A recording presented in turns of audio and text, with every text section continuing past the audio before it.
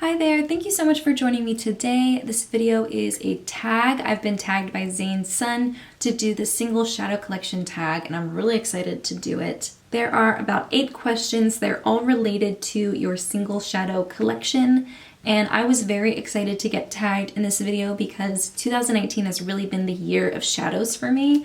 I've been doing my Pan Those Eyeshadows project where I randomly choose 5 shadows. As I hit pan, I can randomly choose another one, so I'm always working on 5 different ones. And it was a big goal for me to create more varied looks, wear eyeshadow more, because I used to own a ton of it and never wear it. And this has just been the year for me that I've really been doing better. I've probably worn more eyeshadow so far this year than all of last year combined, maybe even combined with the year before. You probably heard me mention Zane before. We did a collab video a few weeks back where we each created makeup looks inspired by art. It was a really fun video to do. It helped me kind of get my creative juices flowing, and I just really like her channel, her personality, her sense of humor, and the content she puts out. So I will have her channel and any other single shadow collection tag videos that I can find. I'll have them all linked below.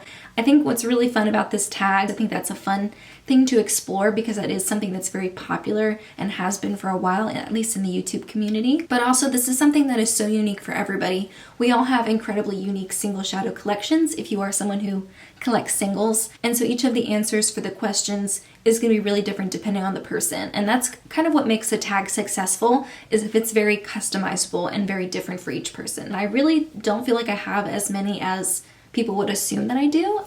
So I think you'll be surprised to see, and I'm sure a lot of people who make this video have a much bigger collection than I do, so I'm really excited to see everybody's answers. So I'm gonna get started. The very first question is, do you prefer buying single shadows or palettes? I don't really have a definite answer of one or the other. There are a lot of pros and cons for both. I think when you're looking at value, the cost per each shadow is going to be a lot lower if you buy a pre-made palette versus if you buy a palette full of singles that you buy yourself. And in single shadows, you typically get more product than you would in a palette. So I'm sure it evens out at some point. It might even be cheaper per gram or whatever if you buy singles. I think singles are great if you're looking for a unique shadow, a unique formula or something. Some brands have really great singles, and it is more fun to put together your own little quads, your own little palette full of singles than it would be to buy a pre-made palette. However, there are a lot of palettes out there that are pre-made, and something about the packaging or the color story or the way that they put the shades next to certain other shades is really inspiring to me. An example I can give is the Colored Rain Queen of Hearts palette.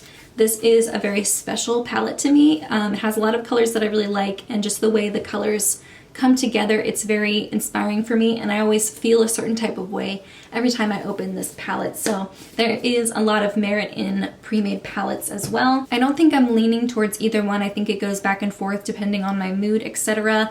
And I think that there's always going to be room in my heart and in my collection for both singles and palettes. Second question is, when did you start buying single shadows and what got you into them?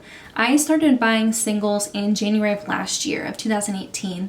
And I had just finished a 1-year no-buy in 2017, and that was one of the main things that I was really itching to try. I really wanted to try the ColourPop singles. They were like talked about all the time in 2017, and I couldn't wait to create my own little Z palette of ColourPop singles. They're like $4 a piece. It's such a great price, and they had so many different color options that it was really fun. So that was one thing that I bought a lot of whenever I finished my no-buy. I bought a ton of singles, and I really tried not to go overboard. I tried to like introduce a few at a time. And the reason I started buying singles is 100% because of YouTube. I don't even think I would have known about singles or Z palettes or whatever if I didn't watch YouTube all the time. Third question is, what are your favorite brands and formulas of single shadows? So there aren't really a ton of different brands that offer single shadows that are affordable and are cruelty-free. So I really only have like 4 or 5 different brands within my collection. I have a lot of ColourPop, a lot of Makeup Geek, a lot of Clionadh. I have a couple from Anastasia Beverly Hills, and I have one single from Tarte. The Tarte single is gorgeous. It's like $14 or $20 per shadow, so it's a little bit steep. I don't think I'm going to buy any more at the moment, but the one that I do have is beautiful. I love the Clionadh ones. I only own their shimmery metallic shades and their duochromes. I don't own any of their mattes, but the duochromes and the shimmery shades are just gorgeous. I love Anastasia Beverly Hills. I love their formula. And I did just recently get rid of a few single shadows. The majority of them were from NYX. I tried a few NYX singles in the past and I wasn't super impressed with their quality. The matte shade that I had was really nice, but the other more shimmery shades I didn't think performed that well. So my favorite brands are the ones that I kept, and my least favorite would probably be NYX. The fourth question I haven't even thought about yet because it's like the one I'm least wanting to answer, and it's if you could only pick 3 singles as the crown jewels of your collection, what would they be?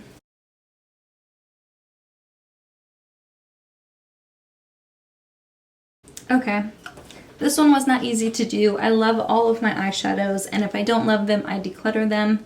So as hard as it is for me to do, I would say my crown jewels are Aquavite from Cliona, Revel from Tarte, and Starry Eyed from Makeup Geek.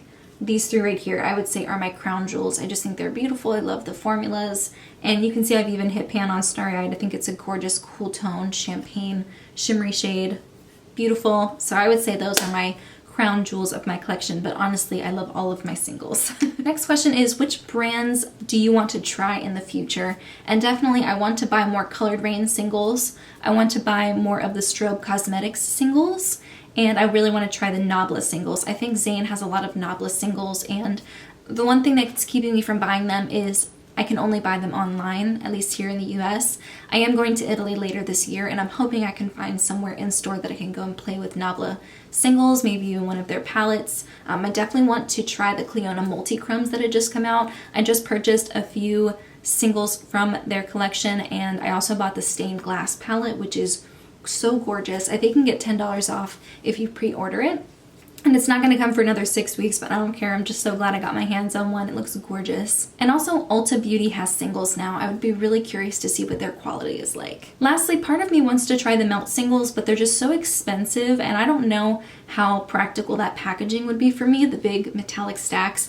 I don't know if I would kind of get sick of that or if it would make me less likely to reach for them. I kind of like having all my singles in palettes so they're all together and easily reachable, and they're also expensive. I hear the formula is really nice, but I'm not really sure. Maybe now that they're available at Sephora, maybe they'll be a little bit easier for me to access, who knows, but that's one that I would be interested to try, but the price and the packaging kind of holds me back a little bit. What, if any, are some of your single shadow color gaps? So this is something I really noticed in my eyeshadow swatch video. I went through all of my palettes, all of my singles, and I swatched all of my eyeshadows on my arm, and I had them organized into color categories. So I had all of my yellows, all of my browns, all my blues together all in one spot, and it was just a really great way for me to see where the gaps were and what I had a lot of, etc. Up until a few weeks ago, maybe a month ago, I really feel like I was lacking in cool tone shades. I didn't have a lot of cool tone crease shades, a lot of cool tone browns. A lot of them were very warm browns, and so I did recently make a purchase on the Anastasia Beverly Hills website. I purchased, I think, 7 shadows, and the majority of them were cooler tones, just to kind of flesh out my cool toned section in my singles. I think another thing I really crave but don't have a lot of are olive greens. The olives that I do own, the formula is a little bit disappointing, and I really do want like beautiful, rich, jewel toned greens, like emerald greens and beautiful olives. And I did purchase a few shades from Cliona Cosmetics. I think all 3 of them were green shades. I ordered Rune, Bookworm, which is like a darker cool toned green matte, and Morgana, which is like a really pretty bright jewel toned shimmery green. I've been edging towards cool tone looks lately, kind of going back to what I originally liked. I went into warm tones for a little bit because I was wearing a lot of fake tan and I had more red in my hair, and those warmer colors, those bright pinks and reds and yellows, were a lot more flattering. But I feel like now with my coloring and my hair color, etc., I think cool tones are a lot more flattering for my skin tone and my eye color. So there was originally a few color gaps, but I have filled them since then. Question number 7 is, how many single shadows do you have? If you have too many to count, give an estimate. And this is where I can show you all of my single shadows. So the first palette I want to show you is this one right here. It's a Z palette. This is the majority of my single shadows, and I have this giant one from Cliona in the shade Emerald, but most of them are kind of the same size. And then I have this little quad of shades that couldn't fit in the Z palette. So if you look, this is all of them.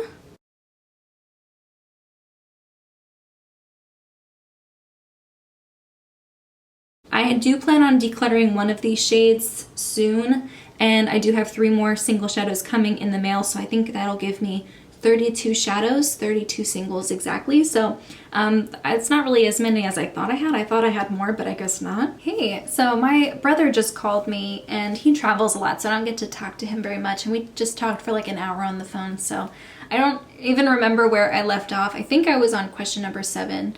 I mentioned that I have 32 single shadows. I total, like including all of my palettes and singles, I own I think 146 shadows, so my singles make up about 22% of my entire shadow collection. And then my last question is, does your single shadow collection lean toward a certain color family? Is one color family overrepresented? If so, what is it? I've always loved purples and burgundies and like silvery shades. I've always really liked those, so I am glad to have some more of those in my collection. You can see I have a couple blues, a couple greens, a lot of oranges and yellows, some silvers, some purples. I would say, if anything, I probably have more purple shades than anything. Those are all of the questions. This was a lot of fun to do. I'm really excited to see what other people's answers are. I will have Zane's channel and everyone else who does this tag, I'll have all their videos linked in the description box, and as they come out, I'll try to add more in the description box as well. I may tag 1 or 2 people specifically in the description box, but I really do want to tag anyone who's watching. If you have a channel or an Instagram or some type of social media and you want to answer these questions and do your own version of this video, I would love to see it. Let me know in the comments if you make your own version. And also, if you just want to answer some of the questions, not as a content creator, but just in the comments, I'd love to hear your answers. But in the meantime, that's everything I have. Thank you so much for joining me, and I hope you have a wonderful day.